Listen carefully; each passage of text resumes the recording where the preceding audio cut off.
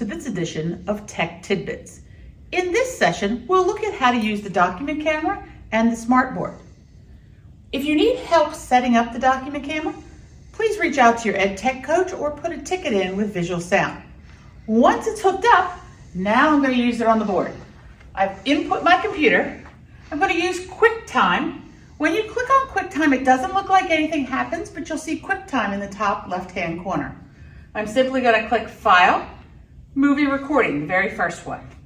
Now, the first thing that'll happen is it will use my FaceTime camera. I don't really think you want to see the back side of me.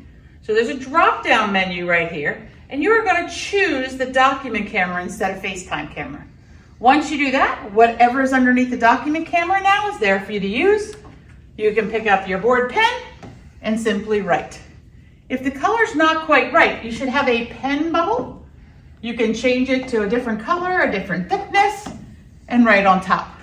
Same thing goes if you don't have your pen, you can always use your finger. Use the finger bubble, change it to a pen,